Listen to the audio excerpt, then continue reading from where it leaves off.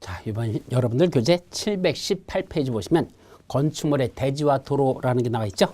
자, 건축물의 대지와 도로라고 하는 건 그냥 대지가 아닙니다. 뭐가 있단다? 건축물의 대지라고 그랬죠. 따라서 그냥 나대지는 여기선 중요하지 않고 반드시 뭐가 있는 거? 건축물이 있는 대지가 중요하다. 그래서 아까 처음에 개념 정리할 때 대지란 건축물을 지을 수 있는 땅을 말한다. 틀린다 그랬죠. 건축물을 지을 수도 있고 못 지을 수도 있어. 왜냐하면 공간정보법에서 각 필지로 나눠진 것이 각 필지라고 되어 있는 게 이게 대지라 그랬으니까 그 필지라고 하는 건 건축과 관계가 없는 개념이거든요. 따라서 그냥 대지라는 건 중요하지 않고 건축물의 대지라고 해서 건축물을 지을 수 있는 대지하고 그거랑 접해 있는 도로하고는 어떤 관계가 있느냐? 대지와 도로라는 뜻입니다. 자, 그중에 여기서는 첫째 나눠지는 건 이 대지는 건축물을 지을 수 있는 땅이기 때문에 첫째 뭐 해야 된다? 안전해야 된다. 당연히 대지는 안전할 것. 두 번째, 일정한 대지에는 뭐 할 것? 조경할 것. 조경. 세 번째, 일정한 사람들이 많이 찾는 큰 건축물을 지을 때는 그 대지에다가 조경만 하는 게 아니고 사람들이 와서 쉴 수 있는 소규모 휴식 공간을 만들어줘야 됩니다. 그걸 뭐라 부른다? 공개공지 또는 공개공간 등 해서 공개공지 등이라고 부르죠. 그런 안전할 것, 조경할 것, 공개공지 등을 설치할 것. 이게 첫째 대지와 관련된 내용입니다. 그중에 첫 번째 대지는 안전하게 해서 뭐 해야 된다? 저지대에서는 아니 된다. 저지대라는 게 무슨 말이죠? 낮은 지대, 저지대. 뭐보다 낮으면 안 돼? 인접한 도로면보다 낮아서는 아니 된다. 건축물의 대지는 건축물을 짓고 사는 땅은 인접한 도로면보다 낮아서는 아니 된다. 따라서 옆에 있는 도로면보다는 인접해 있는 도로면보다 낮아서는 안 되니까 어떻게 대지를 조성해야 된다? 이렇게 만들으라는 얘기입니다. 그러면 이렇게 하라는 얘기죠. 그러면 건축물의 대지는 인접한 도로면보다 낮아서는 아니 된다. 꼭 부정문으로 쓰냐. 부정의 부정은 긍정이죠. 인접한 도로면보다 높아야 한다 라는 말과 같은 소리죠. 낮아서는 아니 된다. 높아야 된다. 예, 원래는 이라는 얘기죠. 그런데 중요한 건 예외가 있습니다. 낮아도 괜찮습니다. 인접한 대지 도로면보다 이 대지가 낮아도 괜찮은 경우가 있습니다. 어떤 경우죠? 첫째, 배수가 잘 된다. 물이 잘 빠진다면 인접한 도로보다 낮아도 괜찮습니다. 두 번째, 원래부터 물에 잠겨도 되는 경우입니다. 즉 방습할 필요가 없습니다. 그때는 인접한 도로면보다 낮아도 괜찮다라는 거, 그 두 가지를 기억합니다. 자, 그 밑에 성토 및 집안 계량이라는 게 나오죠. 그건 뭡니까? 첫째, 습한 토지, 물이 나올 우려가 있는 토지 또는 쓰레기 등을 매립한 토지랍니다.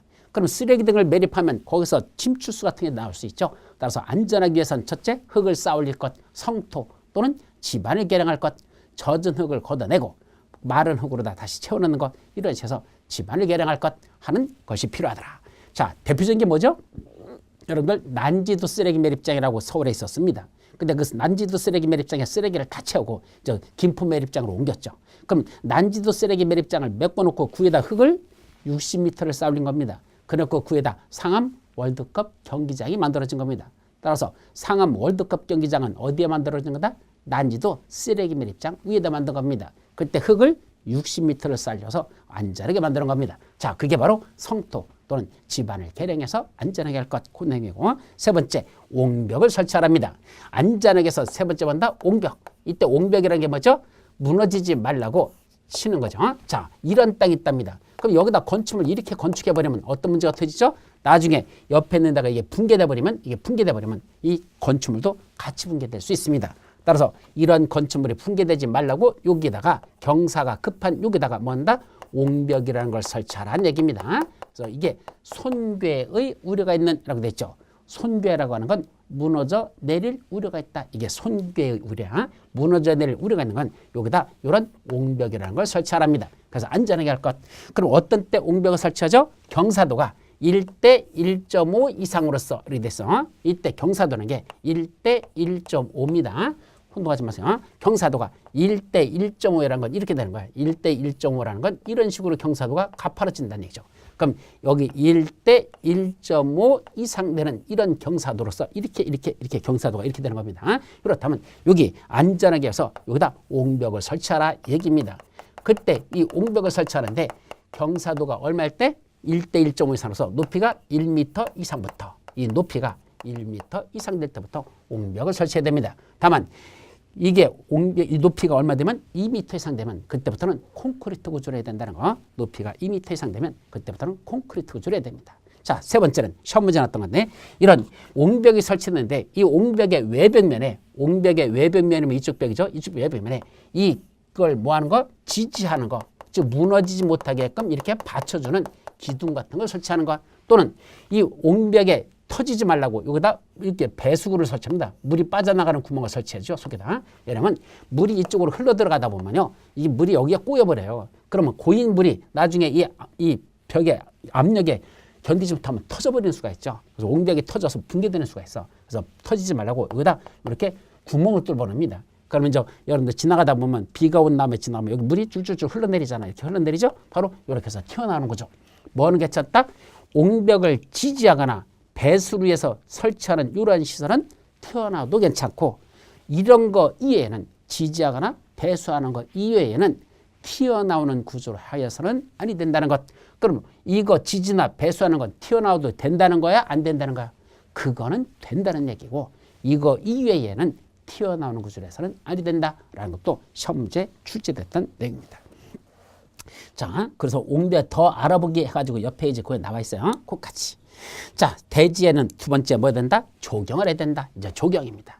그럼 어떨 때 조경하죠? 대지 면적이 원칙적으로 200제곱미터 이상 될 때, 200제곱미터 이상 되는 대지에다가 건축물을 건축하려면 조경하여야 한다. 예, 200제곱미터 이상 되는 대지에다 건축물 건축할 때는 조경하여야 한다. 근데 시험 문제에서 잘 나는 건 근데 말이야 조경 안 해도 되는 게 있답니다. 이게 시험 문제 잘 나는 겁니다. 조경하지 않아도 되는 것 이것이 시험 문제에서 잘 난다는 얘기죠. 외워야 되네. 첫 번째는 용도지역 중에 녹지지역입니다. 녹지지역에서는 조경한다 안 한다? 안 해도 됩니다. 조경 안 해도 되는 거 녹지지역입니다. 왜 녹지지역은 조경 안 해도 될까? 나무들이 이미 100만 그루가 자라고 있습니다. 우리 주거지역, 상업지역, 공업지역은 건축물들을 많이 짓는 지역이지만 녹지지역은 보존하는 지역이기 때문에 나무들이 우거져 있다는 얘기죠. 그럼 녹지지역 안에 나무가 몇 그루가 있는데 100만 그루가 들어차 있는데 거기 일부 200제곱미터 이상 되는 대지 이만큼한 땅에다가 건물을 지었습니다. 그럼 거기다가 조경을 합니다. 나무 그루 수 쉬어봤더니 몇 그루 심으면 조경되더냐? 법적으로 100그루만 심으면 된대. 규모에 따라 달라지지만 예를 들어서 100그루 정도 나무를 심으면 조경이 된답니다. 자, 이미 주변에 몇 그루가 자라고 있는데 주변에 이미 100만 그루 나무가 자라고 있는데 그 대지에다가 조경한다고 100그루 심어봤자 이 100그루 포 난다 안 난다? 안 난다는 얘기죠. 이걸 한자 수거로 뭐라죠? 조족지혈. 세발에 필요한 얘기입니다. 조경해봤자 포도 안 나는 겁니다. 왜? 주변에 이미 나무들이 워낙 많기 때문에 그 녹지지역 안에서는 따로 조경해야 된다 안 해도 된다? 녹지선 안 해도 된다는 얘기죠. 또 역시 시골지역 어디죠? 관농자지역, 관리지역, 농림지역, 자연환경보전지역 바로 관농자. 여기서는 100만 그루가 아니라 1000만 그루입니다. 더 나무들이 많이 우거져 있죠. 그런 데는 조경할 필요는 없습니다. 다만 관농자 지역 안에 뭐가 정됐단다? 자, 그림으로 그리면 이런 얘기야. 우리 그림에서 도시지역, 여기 관리지역, 여기 농림지역, 여기 자연환경지역. 다시 도시지역은 뭐로 나누죠? 여기 주거지역, 여기 상업지역, 여기 공업지역, 여기 녹지지역. 따라서 이러한 녹지지역 안에다가 건축물을 건축할 때는 그때는 조경한다 안 한다? 안 해도 된다. 녹지에서는 조경 안 해도 된다. 그 다음에 여기 관농자, 그러니까 여기서도 관농자에서도 적용하지 않아도 된다는 얘기입니다. 다만 여기에 뭐가 되어 있다냐? 관농자 전에 여기에 뭐죠? 지구단위 계획구역이 지정됐더라. 무슨 구역? 지구단위 계획구역이 지정됐답니다. 그럼 지구단위 계획구역은 뭐 하는 지역이죠? 개발하려고 하는 지역이잖아. 그럼 개발하는 지역인 이 안에다가 건축물을 건축한다면 그때는 적용해야 됩니까? 안 해야 됩니까? 하란 얘기입니다. 관농자는 원래 보전지역이지만 그 안에 지구단위 계획이 지정되면 거기는 개발하자는 얘기고 개발되는 지역이니까 거기는 뭐가 필요하다? 보전이라는 게 위한 조경을 해야 된다. 그때는 조경을 해야 된다라는 뜻입니다. 자, 세 번째는 공장들인데 이제 세 번째는 공장이야. 공장인데 조경하지 않아도 되는 공장이 몇 군데 있다? 세 군데가 있습니다. 첫째는 대지 면적이 대지만 갖고 따져 공장의 대지 면적이 5,000제곱미터 미만일 때는 조경하지 않아도 됩니다. 두 번째는 공장이 있는데 그중에 건축물의 연면적이 있을 건데 연면적의 합계가 1,500제곱미터 미만이라면 이때도 조경하지 않아도 됩니다. 세 번째는 산업단지 안에 있는 공장이라면 이런 건 조경할 필요가 없답니다. 그래서 세 가지야. 대지 땅 면적은 5천 미만일 때, 건축물의 연면적의 합계는 1,500제곱 미만일 때, 세 번째 산업단지 안에 있는 공장 이런 것들은 적용한다 안 한다? 안 해도 된다라는 거 그것도 시험 문제 작년에 냈던 거죠. 기억해 두도록 합니다. 네 번째 물류시설로서 적용하지 않아도 되는 게 있습니다. 물류시설이야 물류시설인데 적용하지 않아도 되는 게 있습니다. 어떤 거? 연면적의 합계가 규모가 얼마밖에 안 된다? 1,500제곱미터 미만밖에 안 되면 1,500제곱미터 미만이면 이런 물류시설은 적용하지 않아도 됩니다. 다만 중요한 게 있어. 시험 문제는 이게 나질 않았고 이전까지는 연면적의 합계가 1,500제곱 미만인데 무슨 용도로 쓴답니까? 무슨 용도 지역이랍니까? 주거지역하고 상업지역이랍니다. 주거지역, 상업지역이라면 그때는 뭐 해야 된다? 적용하여야 한다라는 거 그렇게 기억해야 됩니다. 비록 연면적의 합계가 1,500제곱 미만인 물류시설이라 하더라도 예를 들면 연면적의 합계가 1,000제곱미터밖에 안 되는 물류시설이래. 어디 안에 있대? 주거지역 안에 있대. 그때는 적용하여야 한다. 상업지역 안에 있답니다. 적용하여야 한다. 따라서 주거지역과 상업지역에서는 규모가 작은 물류시설을 하더라도 적용을 필요로 한다는 것. 그 이해는 적용하지 않아야 된다는 것 아셨죠? 그거 기억합니다. 자, 그 밑에 7번에 보면 축사하고 나오죠. 왜 축사는 적용 안 할까? 돼지 새끼가 나무 구경할 일이 있습니까? 예, 축사에는 적용하지 않아도 됩니다. 옆 페이지 도시군 계획시설 또는 도시군 계획시설 예정지에 건축하는 허가 대상 가설 건축물. 요거는요. 어떤 거하고 관련되는 거냐? 국도법하고 관련돼요. 국도법에 가보시면 여기다 뭐 만든다고? 도로 만들겠다고 도시군 관리계획이 결정고시 됐습니다. 어디서 어디까지? 요 안에다가 도로 내겠다고. 무슨 계획이? 도시군 관리계획이 결정고시 됐다. 이 소리입니다. 그럼 이 안에서는 원칙적으로 더 이상 건축물 건축, 공작물 설치 허가 내줍니까? 안 내줍니까? 안 내주죠. 도로 내기로 확정된 이 안에서는 건축물 못 짓게 한다는 얘기입니다. 자, 그래놓고 여기다 건물 못 짓습니다. 그런데 여기다 뭐 했죠? 도시군 계획설 결정고시로부터 몇 년이 지났는데 2년이 경과했는데 아직도 뭐가 수립되지 않았다? 단계별 집행계획이 수립되지 아니하거나 1단계 집행계획에 포함되지 아니했다면 이 안에서 쉽게 말하면 앞으로 3년 후에도 이 3년 내에도 도시군 계획시설 결정고시가 있었고 2년이 지났는데 아직도 1단계에 포함되지 않았다는 건 3년 내는 도로 내지 않겠다 이 말이라 그랬죠. 그럼 3년 내 도로 안 낼 거라면 여기 있는 땅을 그냥 썩후자 여기다 일부 개발행위 좀 허가받고 할 수 있다. 그중에 첫 번째 가설 건축물 허가받고 설치할 수 있다 그랬잖아. 그럼 여기다가 뭐 짓자? 가설 건축물을 허가받고 짓겠답니다. 그럼 이때 가설 건축물 건축할 때는 그때 적용해야 됩니까? 안 해야 됩니까? 요거 허가받고 지을 수 있어요. 그때 가서 묻힐 땐 이 땅에다가 적용해야 됩니까? 안 해야 됩니까? 안 해도 된다는 얘기입니다. 왜 안 해도 되죠? 어차피 3년 지나고 나면 도로 만들 것이고 도로 만들게 되면 이 건축물도 철거해야 될 겁니다. 그럼 그때 나무 심은 것도 뭐죠? 또 뽑아내야 됩니다. 그럼 나무가 3년만 심어놓고 3년 후에 뽑아낼 거라면 지금부터 심는다 안 심어도 된다는 얘기죠. 무슨 나무가 뽑았다 심었다 할 거냐? 아니라는 얘기야. 따라서 3년 후에는 가설 건축물 공사에 들어가면 철거에 들어갈 거니까 그때는 지금 가설 건축물 건축할 때도 여기서는 적용한다, 안 해도 좋다, 안 해도 좋다라는 거. 어차피 3년엔 철거할 건축물이라면 지금은 적용할 필요가 없다는 거. 그 국도법에 있는 내용과 연관돼 가지고 나오는 내용이라는 거 그렇게 기억합니다. 따라서 허가 대상 가설 건축물에 대해서는 적용해야 된다, 안 해도 좋다, 안 해도 좋다. 왜? 3년 후에는 철거해야 되는 거야. 그렇게 하죠. 자, 옥상 적용도 있죠. 이거 뭐죠? 여기 건축물의 옥상에다가 적용해야 되는 게 있어요. 여기다 나무를 심어야 되는 경우가 있습니다. 의무적으로 하는 경우가 있어요. 여러분들 지나가다 보면 실제로 건축물 옥상에 가보면 적용한 경우가 많죠. 그건 의무화되어 있다는 얘기입니다. 일정한 건축물에는 옥상에 적용합니다. 그럼 옥상에 적용하면 어떤 혜택을 줄까? 옥상에 적용한 면적의 3분의 2에 해당하는 면적. 그거 옥상 전체 초경 면적의 3분의 2에 해당하는 면적은 어디에 적용된 것으로 본다? 대지에 적용된 것으로 본다. 여기 대지에다도 원래 적용을 해야 되는데 이 나무 심는 거 이 옥상 적용한 전체 면적의 3분의 2만큼은 적용 안 해도 되는데 이거 빼고 나머지만 적용해도 된다. 이 뜻입니다. 그래서 옥상에 적용한 면적의 3분의 2에 해당하는 면적은 대지에 적용된 것으로 본다. 그러니까 요만큼은 적용 안 하고 나머지 부분만 적용하면 된다라는 뜻이죠. 다만 옥상 적용을 상당히 많이 했어요. 예, 옥상이 넓어가지고 적용을 많이 했어. 그랬더니 그 3분의 2 되는 게 얼마나 되더라? 원래 대지 적용 의무 면적의 50%를 넘어버렸대.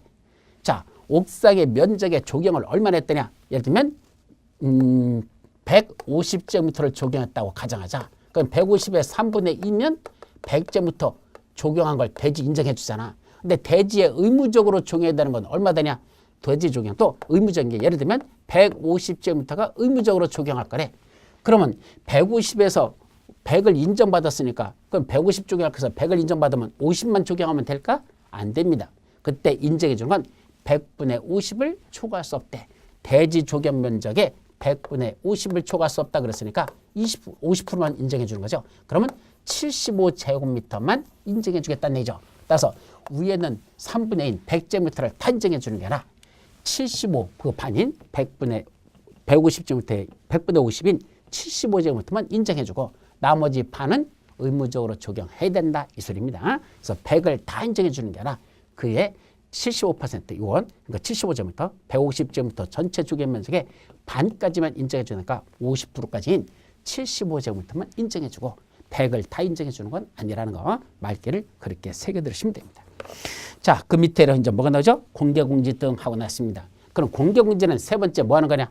자, 사람들이 많이 찾는 큰 건축물 짓는 지역에서는 건축물에 오신 분들이 쉴 수 있는 여기다 소규모 휴식 공간을 만들어주는 겁니다. 여기다 사람들이 쉴 수 있는 소규모 휴식 공간을 만들어주는 걸 그걸 뭐란다? 공개 공지를 합니다. 이때 공개라는 건 무슨 뜻이죠? 오픈. 공개라는 건 오픈이라는 뜻입니다. 사람들에게 개방되어 있다. 무슨 말이야? 공짜로 준다는 얘기입니다. 그런 공지, 빈 땅 이런 뜻이죠.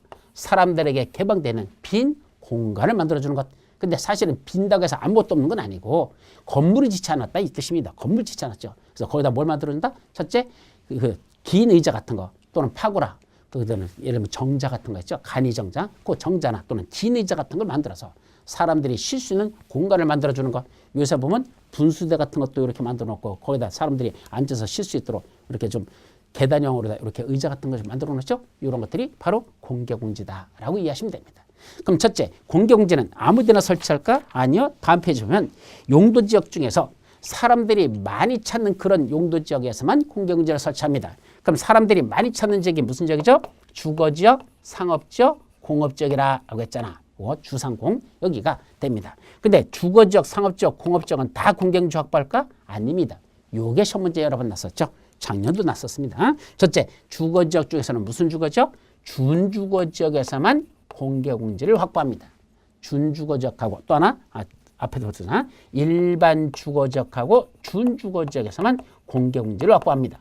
따라서 무슨 주거지역은 공개공지가 없다? 전용 주거지역은 공개공지를 확보하지 않는 용도지역입니다. 왜냐하면 전용 주거지역은 사람들이 많이 찾는 큰 건축물을 짓지 못하게 하거든요. 그러다 보니까 전용 주거지역은 공개공지를 확보하지 않고 일반 주거지역과 준주거지역에서만 공개공지를 확보합니다. 두 번째, 상업지역에서는 모든 상업지역이 다 공개공지를 확보합니다. 모든 상업지역에게 공개공지를 확보한다라고 되어 있죠. 세 번째, 공업지역 중에서는 무슨 공업지역만? 준공업지역에서만 공개공지를 확보합니다. 따라서 중공업지역이 아닌 나머지가 어디죠? 전용공업지역하고 일반공업지역에는 공개공지를 확보하지 않습니다. 전용공업지역, 일반공업지역은 공개공지를 확보하지 아니한다는 거. 이것이 첫째, 공개공지 확보하는 용도지역입니다.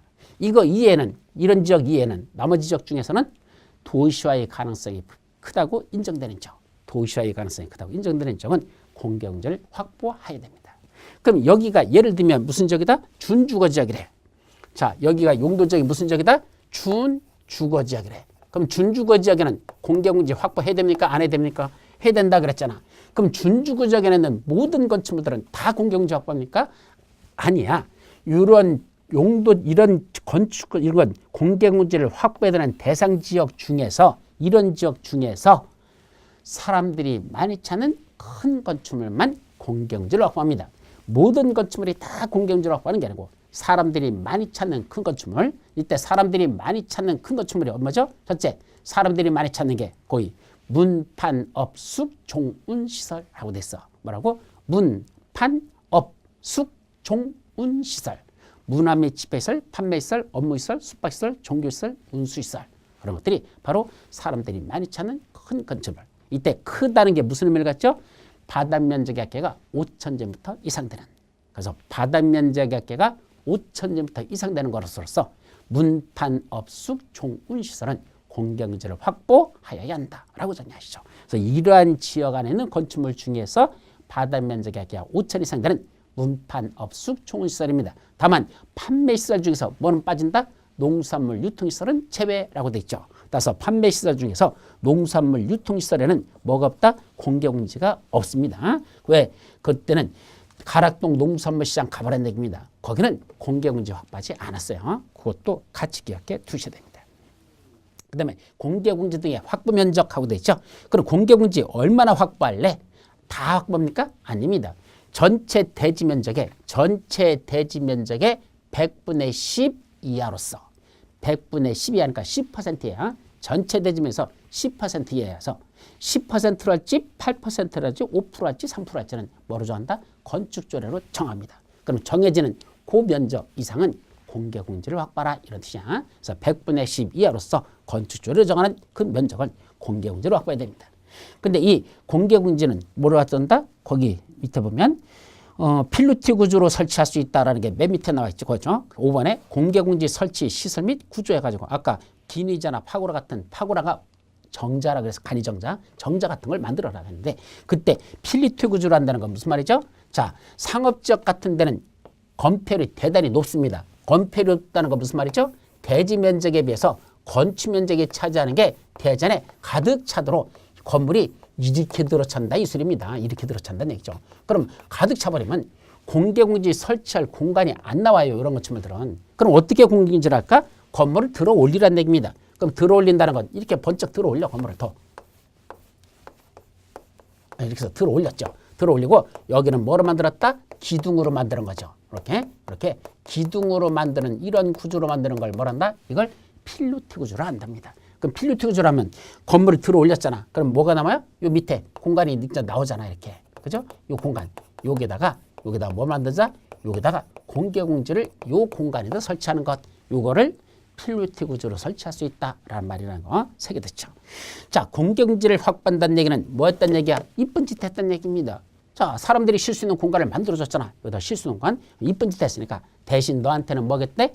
예, 건폐율이나 용적률이나 높이 제한을 완화하실 수 있답니다. 사실 세 가지야. 건폐율, 용적률, 높이 제한을 완화 적용할 수 있다. 근데 구체적으로는 대통령령으로 정하는 범위 안에서 건폐율, 용적률, 높이 제한을 완화할 수 있답니다. 그래서 대통령령이 시행령 찾아봤어. 그런데 시행령에서는 뭐만 완화하더냐? 용적률하고 높이 제한만 최대 얼마까지? 1.2배의 범위 내에서 건축조례로 정하는 범위까지 1.2배 범위 내에서 건축조례로 정하는 범위까지 완화할 수 있습니다. 뭐만?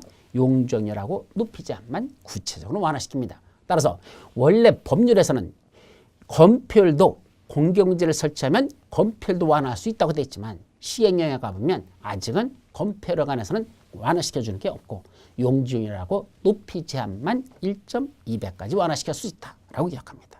이런 공개공지 등을 설치하면 그 공개공지 등은 연간 60일 이내의 기간 동안은 그걸 뭐로 쓸 수 있다? 주민들이 한 문화행사를 열거나 또는 판촉활동으로 사용할 수가 있습니다. 1년 중 60일 이내에서만 가능합니다. 자, 두 번째 이제 어디다가 이제 이게 대지에 관한 건 다 끝난 거 여기까지가. 그러고 이제 세 가지 끝나고 이제 두 번째 도로. 어디다 도로를 지정하거나 지정된 도로를 폐지하거나 변경하려면 뭐가 필요하다? 원칙 이해관계인들의 동의를 받으래.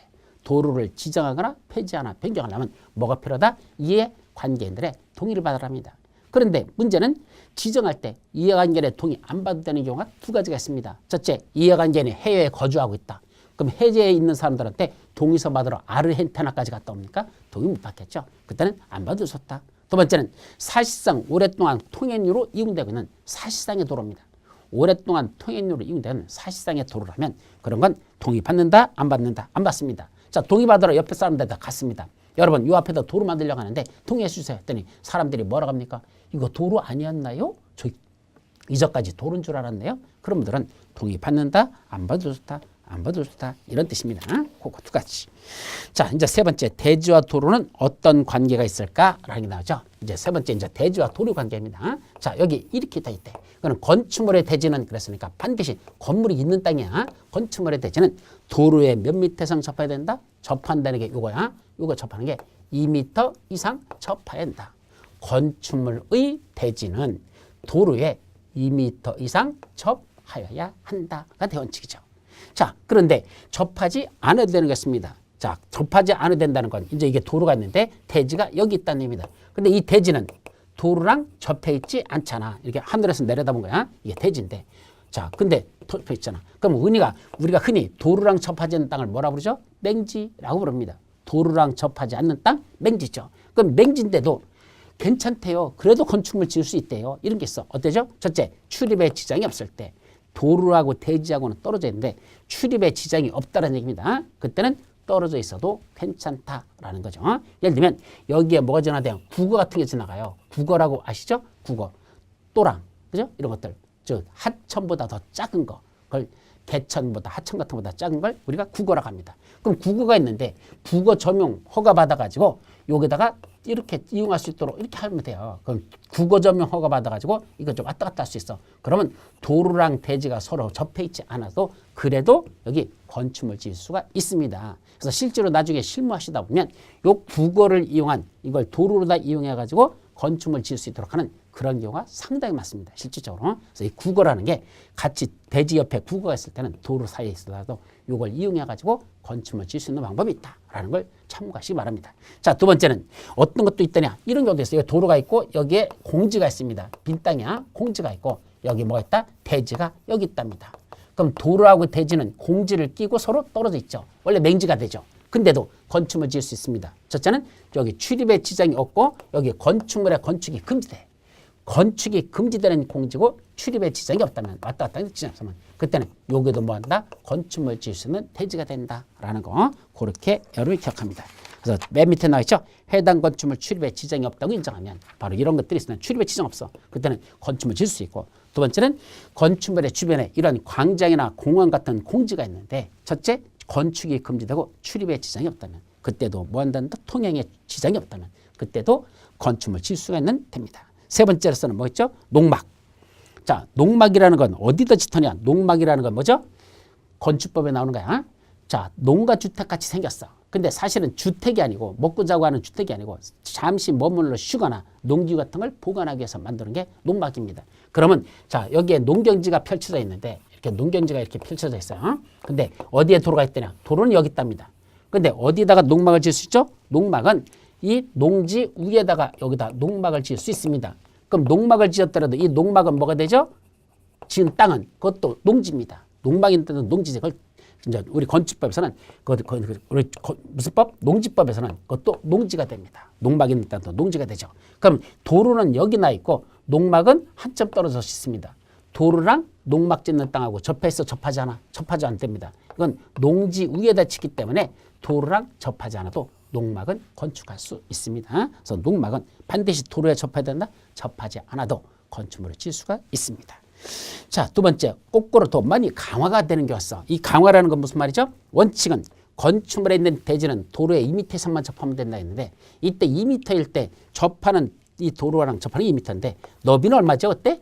건축법상의 도로가 되려면 원칙적으로 보행과 자동차 통행이 가능한 너비 얼마죠? 4m 이상이면 된다 그랬었잖아. 그러니까 원칙은 너비 4m에서 되는데 2m에서만 접한다면 건축허가 난다는 얘기입니다. 자, 그런데 어떤 건축물 합니까? 여기 건축물이 있었는데 연면적의 합계가 2000제곱미터 이상 되는 건축물을 합니다. 그래 연면적의 합계 2000되는 큰 건축물을 지으려고 할 때는 그때는 도로에 2m만 접하면 될까? 안 된답니다. 이때는 몇 미터 접한다? 4m 이상을 접해야 됩니다. 그때 너비도 4m면 될까? 아니 6m입니다. 따라서 너비 6m 이상 되는 도로에 4m 이상을 접해야 한다. 규모가 얼마였다면 연면적이 아까 2000제곱미터 이상 되는 큰 건축물을 지을 때는 너비 6m 이상 되는 도로에 4m 이상을 접해야 합니다. 다만 이 건축물이 뭐란다? 공장이라면 공장일 때는 연면적이 아까 2000이 아니라 연면적이 3000제곱미터 이상부터라는 토가 붙어요. 공장은 연면적이 3000제곱미터 이상부터 너비 6m 이상 되는 도로에 3m 이상을 접하여야 한다라는 거 거기까지도 기억해 두도록 합니다. 자, 다만 축사나 작물 재배사 같은 그런 건축물들은 굳이 너비 6m 도로에 4m 접할 필요 없어. 축사나 작물 재배사는 아무리 규모가 크다라 하더라도 원칙 너비 4m 선 도로에 2m만 접으면 되지. 6m 선 도로에 4m 접을 필요는 없다. 어떤 거? 축사나 작물재 배사 같은 것들입니다. 거기까지. 자, 그 밑에 건축선이라고 나오죠. 자, 그럼 건축선은 뭐에 가는 게 건축선이죠? 자, 여기 뭐가 있습니까? 도로가 이렇게 나 있고 여기 건축물이 대지가 있습니다. 그럼 건축물은 어디까지 지을 수 있느냐? 건축물을 지을 수 있는 한계선. 이게 건축선이야. 그럼 원칙은 어디 있느냐? 도로와 대지가 접하는 선. 그럼 도로와 대지가 접하는 건 여기서 이 선이네. 바로 이 선에 바짝 붙여서 건물 이렇게 짓는 거 된다 안 된다? 건물 이렇게 짓는 거 된다 안 된다? 된다는 얘기입니다. 도로와 대지가 접하는 선에 바짝 붙여서 도로가 끝났죠? 거기에 건물이 올라갑니다. 그래서 일반적으로 여러분들 밖에 나가보면 인도 끝난 선, 차도가 있고 인도가 있고 인도 끝난 거기에 바로 건물이 바짝 붙어서 올라가는 게 일반적으로 그렇습니다. 이게 일반적으로 이게 노란 선이 이걸 뭐라 부른다? 건축선, 건축물을 건축할 수 있는 선, 건축선이라 합니다. 근데 항상 건축선은 이 노란 선일까? 아닙니다. 도로와 대지가 접하는 선이 아니고 이 건축선이 대지 안으로 후퇴하는 경우가 있습니다. 후퇴한다는 게 무슨 말이죠? 건축선이 대지 안으로 더 밀려 들어간다는 얘기입니다. 그래서 건축물 어디만 짓는다? 이 빨간 선 뒤로만 건물 지래요. 빨간 선 뒤로만 건물 져가지고 어디는 짓지 말라? 빨간 선 앞쪽으로는 이 안쪽에는 건물 짓지 못하게 하는 거. 그래서 요 빨간 선이 뭐가 된다? 요게 건축선이 되는 그런 예외도 있다는 얘기죠. 따라서 원칙적으로 건축선은 노란 선인데 예외적으로 빨간 선이 건축선이 되는 경우도 있더라. 이런 얘기입니다. 원래는 몇 가지나 4가지가 나오는데 이건 3가지 정도만 기억해 두도록 합니다. 첫째는 소요 너비에 뭐한다? 못 미치는 너비에 들어왔습니다. 이걸 소요너비 미달도로라고 하는데 소요너비에 못 미치는 너비에 들어가 있는 경우. 첫째는 도로 모퉁이에다가 가각전제하는 경우가 있습니다. 도로 모퉁이에서 가각전제라는 게 있고 세 번째는 지정건축선이라는 이렇게 건축선에 관한 게 3가지가 있는데 빨간 선이 건축선이 되는 경우 첫째는 소요너비에 미달되는 도로란 건 무슨 말이 되냐. 자, 이거는 이제 입체적인 모습으로 본 거고 하늘에서 바로 내려다봅니다. 평면도로 본다. 그럼 하늘에서 내려다보면 이 도로가 이렇게 돼 있다고 치자. 그럼 이 도로 너비가 원래 얼마 되냐? 좀 삐뚤다. 이 도로인데 도로 너비가 원래 건축법상의 도로가 되려면 4m를 필요로 하는데 현재 2m밖에 안 된답니다. 이 도로 너비가 2m밖에 안 된대. 그러면 이런 도로를 뭐란다? 소유너비에 못 미치는 너비의 도로라. 소유너비 미달도로랍니다. 즉 이때 소유너비라는 건 건축법상의 도로가 되기 위한 최소한의 너비를 말합니다. 그럼 건축법상의 도로가 되려면 최소한 몇 미터죠? 4m는 돼야 된다 그랬죠. 항상 그렇다고 4m가 소유너비는 아니야. 도로 모양새에 따라서 막다른 도로는 어떤 때는 2m도 있고 3m도 있고 6m짜리도 있어. 너비가. 그러니까 그 상황에 따라서 소유너비는 달라지는데 일반적인 통과도로라면 소유너비가 4m짜리인데 현재 몇 미터다? 2m밖에 안 된다. 이런 걸 소유너비에 못 미치는 너비에 도로랍니다. 자, 근데 양쪽에 뭐가 있단다? 대지가 존재한다면 이쪽에도 대지, 이쪽에도 대지에서 대지가 이렇게 양쪽에 대지들이 존재한다면 쭉 연결돼 있겠죠? 대지는. 자, 그러면 이때 어디가 건축선이냐 얘기입니다. 원래는 어디라 그랬죠? 도로와 대지가 접하는 선. 그러니까 이거네. 도로와 대지가 접하는 선. 도로와 대지가 선. 이게 원래는 건축선이 돼야 될 거냐? 그럴까? 아니랍니다. 이때는 노란 선이 건축선이고 빨간 선이 대지 안으로 건축선이 후퇴한답니다. 어떻게 후퇴하죠? 이럴 때는 요 노란 선이 건축선이 아니고 그 도로의 중심선으로부터 소유 너비의 2분의 1의 수평거리만큼 물러난 선이 건축선입니다. 그럼 소유 너비의 2분의 1이니까 소유 너비가 원래는 4m라고 그랬죠? 그럼 4m의 2분의 1이니까 이쪽으로 2m, 중심선에서 이쪽으로 2m를 물러납니다. 그럼 도로의 중심선에서 2m, 2m 이게 소유너비의 2분의 1을 물러나면 이 빨간 선이 뭐가 된다? 이게 건축선입니다. 그럼 이 빨간 선과 빨간 선 거리는 몇 미터가 되죠? 4m가 되잖아. 이게 건축법상의 도로가 되기 위한 최소한의 너비가 되는 그 공간만큼 건축선이 물러나라는 얘기죠. 그럼 여기는 현재는 2m밖에 안 되는 도로지만 장차 몇 미터짜리 도로 만들겠다는 얘기야? 4m 도로 만들겠다는 얘기입니다. 따라서 현재 있는 이 경계선에서 1m씩을 더 들어가는 겁니다. 1m씩 이쪽도 1m, 1m 더 들어가서 중심선으로부터 2m, 중심선 2m 물러나면 4m라는 게 건축법상의 도로 낼 땅이니까 요 안에는 건물 지어라 짓지 말라. 지치 말라는 얘기입니다. 그럼 건물은 어디 만지라는 얘기야? 빨간 선 뒤로 만져라 이 소리입니다. 빨간 선 뒤로 다. 여기도 빨간 선 뒤로 다가. 이게 바로 요거 빨간 선 뒤로만 건물 져라. 그래서 이렇게 물러나서 져라 이 뜻입니다. 요 4m 공간은 도로 내 땅이라는 얘기죠. 따라서 여기는 일찌감치 도로 예정지로 보기 때문에 요 노랗게 빗금친 선들 있죠? 요 부분은 대지 면적에 포함되지 아니한다. 이건 대지 면적으로 보지 않고 이건 도로 예정지 면적에 포함시키는 겁니다. 그것도 조심해서 기억하죠. 자, 그런데 양쪽에 대지가 존재하는 게 아니라 한쪽은 경사지, 하천 또는 선로부지, 철도 같은 게 나 있답니다. 그리고 한쪽 반대쪽만 대지가 이렇게 존재한답니다. 근데 현재 또 이것도 소유 너비에 미달되는 몇 미터다? 2미터밖에 안 된답니다. 그때는 어디가 건축선일까? 자, 여기서는 이쪽으로는 더 이상 도로를 넓힐 수가 없어요. 경사지나 하천이나 선로 같은 게 있어죠. 못 넓히죠? 그때는 이 경사지 등에 있는 경계선으로부터 소유 너비의 수평거리만큼 물러난 선. 그럼 소유 너비의 수평거리니까 몇 미터죠? 이게 4미터를 물러납니다. 그래서 2미터라면 2미터 더 들어간 선. 요 빨간 선이 건축선이 되고 건물은 요 뒤로만 져라 이 소리입니다. 따라서 어디는 짓지 말라? 여기는 건물 묻히게 합니다. 이것도 물어본다. 대지 면적이 아니라 도로 예정지로 들어가는 겁니다. 장차 3m짜리 도로 낼 공간이니까 여기는 건축물 짓지 못하게 합니다. 이게 경사지에 있는 경우에는 경사지에 있는 경계선으로부터 소유 너비 수평거리만큼 물러난 선 4m를 물러나면 이게 건축선이 된다는 것. 그렇게 기억하는 게 소유 너비 미달도로에 관한 내용입니다. 자, 두 번째, 도로 모퉁이에서의 가각전제라고 되어 있죠. 이게 무슨 말이냐면, 자, 도로가 이렇게 생긴 도로들이 있어요. 자, 이런 경우가 있죠. 그러면 문제는 여기다 건축물을 요 옆에다 바짝 붙여져 버리면, 여기다 바짝 붙여져 버리면 어떻게 되죠? 차량이 이렇게 돌아 들어갈 때, 이렇게 돌아 나갈 때 대단히 힘들어요. 어렵죠. 왜? 건축물이 바짝 붙어 있으면 여기서 오는 차도 안 보이고 또 이렇게 잘못되다 보면 차 옆구리가 이 건물에 부딪혀가지고 다 끌고 먹을 수가 있습니다. 그래서 위험하니까 이런 데는 뭐 하자는 얘기야? 건물 묻히게 합니다. 어디로부터? 요 꼭지점으로부터 일정 거리, 여기도 일정 거리 후퇴해가지고 그 꼭지점과 꼭지점을 연결하는 요 빨간 선 이렇게 연결해 놓고 요 안에는 건물 짓지 못하게 합니다. 이런 걸 도로 무퉁에서 뭔다? 가각전제. 이 가각이라는 게 무슨 말이 되냐? 가자가 거리 가자예요. 거리가 한자로 읽습니다. 거리가 가자. 각질 각자죠. 뾰축할 각자. 이렇게 각해졌다. 거리에 이렇게 뾰축하게 각질 부분, 거리의 각질 부분을 뭐 한다? 전제. 전자는 앞전자 밑에다가 칼도자 쓰면 됩니다. 이걸 자를 전자랍니다. 우리가 전지가위라고 들어보시죠? 가지지자야. 가지를 치는 거. 우리 봄 같은 데 보면 복숭아밭이나 포도밭 같은 데서 그 가지를 치거든요. 그게 전지가위라고 하는데 그게 자를 전자입니다. 그래서 가각 전체 제거할 제자. 뭘 없애버린다 할 때 제거할 제자 이렇게 쓰죠. 그래서 이걸 거리의 각진 부분을 자르고 제거한다.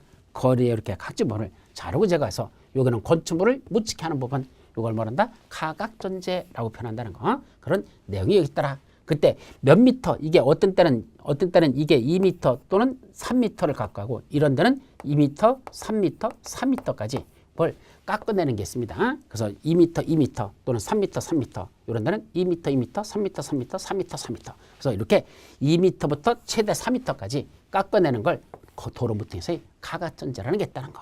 일단은 그 정도만 기억하죠.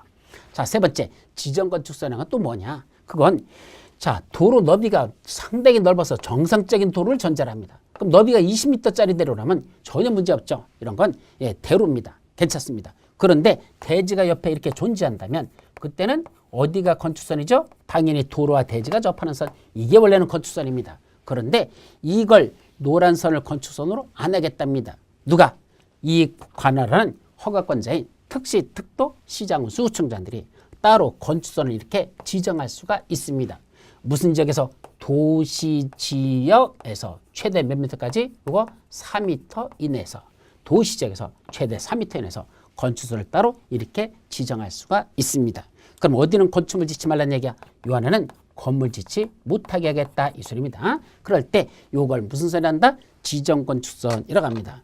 이런 건 건축선을 따로 지정해서 이걸 지정건축선이라는 말을 쓴다는 거. 이것도 여러분들이 기억합니다. 그러면 건축물은 어디만 져라? 그 뒤로만 져라. 예, 건축선 뒤로만 짓는 걸 지정건축선이라고 표현한다는 거. 자, 여기까지도 여러분들이 기억합니다. 그럼 이때 요거는 도로 부지로 들어갈 땅이 아닙니다. 정상적인 도로이기 때문에 더 이상 도로 부지로 들어가지 않기 때문에 요거는 뭐에 들어간다? 대지 면적에 포함된다는 거. 요건 대지 면적에 들어가고 아까 요 노랗게 보니까 이거죠? 빨간 거 이것도 가각전자한 거 이런 것들은 대지 면적에 포함되지 않고 지정 건축선에 의해서 이렇게 지정한 특시특도 지정선에 지정해서 건축선에 들어가면 여기는 대지 면적에 들어갑니다. 그래서 여기는 건축물에 건축하지 못하게 하죠. 그래서 이렇게 못하게 하는 걸 이걸 무슨 말한다? 지정 건축선을 부른다는 거. 그래서 지정 건축선이라는 건 왜 지정할까요? 목적이 있습니다. 옆 페이지 723페이지 맨 위에 동그라미 뒷번에 나오죠. 두 번째 줄 건축물의 위치나 환경을 정비하기 위해서 필요할 때. 그래서 건축물 시가지 안에서 건축물 위치나 환경을 정비해서 필요하다고 인정하면 도시지역에서 4m 내에서 저렇게 건축선을 따로 지정할 수 있습니다. 그때 그 건축선과 도로 사이에 있는 면적은 대지 면적에 포함됩니다. 자, 마지막 건축선에 따른 거기 건축제한이라는 게 나오죠. 그럼 건축선에 따른 건축제한은 건 또 무슨 말일까? 자, 여기 보시면 요걸 다시 이건 하늘에서 내려다본 거죠. 이걸 어디서 볼까? 바로 옆으로 세워서 보자. 지금은 하늘에서 내려본 걸 이렇게 옆에서 보자는 얘기예요. 그럼 이게 도로랍니다. 이건 도로고 이쪽은 대지랍니다. 그럼 지금 건축선이 대지하도록 물러나 있죠? 그때 이걸 하늘로 세우겠죠. 이걸 뭐란다? 건축선의 수직면이랍니다. 하늘로 세웠죠. 그러면 건축물은 어떻게 되전다? 어떻게 지어야 된다?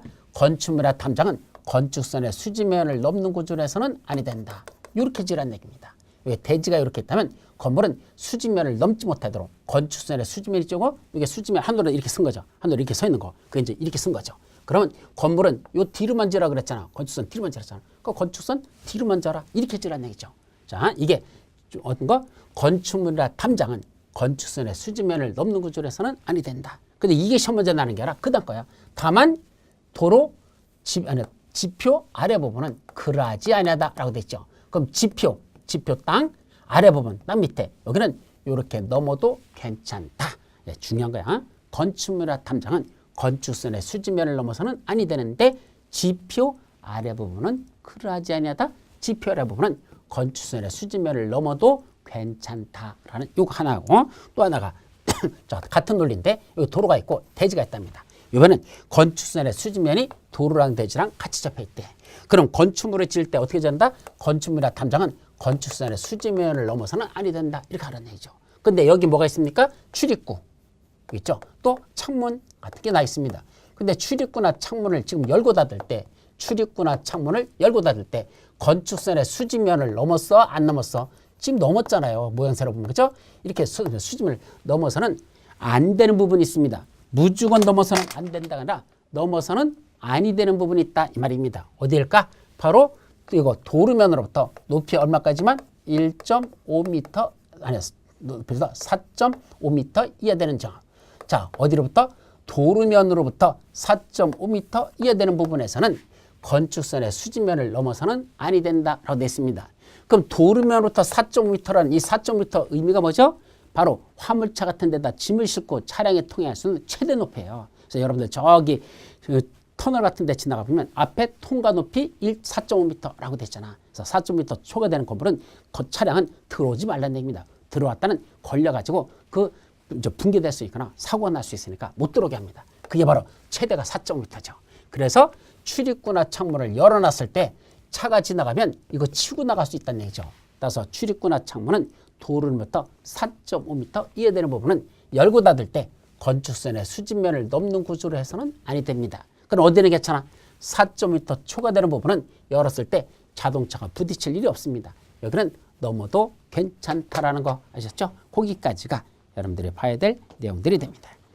자, 그 다음 페이지 건축물의 구조, 재료, 설비 해가지고 또 잡다한 것들이 거기 쭉 나와요. 그래서 구조, 설비가 나오는데 그거는 다음 시간에 볼 건데 다만 조심할 건 거기 건축물에 답해주면 구조, 재료, 설비는 우리 건축법에 보면요. 아주 잡다한 것들이 많습니다. 엄청나게 많습니다. 다시 말하면 우리 건축법 내용에 구조, 재료, 설비에 가는 게 쫙 돼 있죠. 근데 그걸 다 공부한다? 못합니다. 건축법에 가장 잡다한 내용들이 들어있는 파트입니다. 그래서 그거 다 못 보고 그럼 어떻게 할까? 그 중에 일부는 빼버립니다. 그래서 사실은 일부라고 했지만 거의 전체 내용의 약 한 70%는 빼버립니다. 그럼 몇 프로만? 30% 정도만 여기 들어있는 겁니다. 그래서 구주제로 설계되는 건 그거는 한 30%도 채 안 들어있다. 그 정도로 생각하면 됩니다. 그럼 거기 빠진 것 중에 시험 문제 나면 어떡한다? 그냥 찍는 수밖에 없습니다. 그래서 여러분들이 건축법 중에서 시험 문제 난 게 여기는 잡다한 내용들이 상당히 많아서 그 속에서 시험 문제 내면 거의 손을 못 댑니다. 그래서 건축법 1급 문제 중에서 여러분들이 실제로 맞춘 건 5문제 정도 맞춘다 치고 한두 문제 정도는 책에 없는 것들 그것도 출제할 수 있단다. 근데 그걸 맞추려고 한두 문제를 더 맞추려고 그 많은 내용을 다 들여다본다? 아이고 차라리 그러니 다른 데 투자하는 게 더 이득입니다. 그래서 자주 출제는 안 되기 때문에 가장 시험 문제 잘 나는 중요한 것들만 몇 개 찍어놨고 요 범위에서 보고 이거 초과되는 내용 더 많은 내용에 대해서는 더 이상 보려고 하지 말라. 요것만 봐라 이 소리입니다. 그래서 구주제로 설계는 그런 내용들만 다뤄서 얼마 안 된다. 그래서 몇 페이지입니까? 실제로 2장밖에 안 됩니다. 분량이 작다는 거 먼저 말씀드리고 세 번째 내용은 다음 시간에 마지막에 보도록 합니다. 쉬었다 가시죠.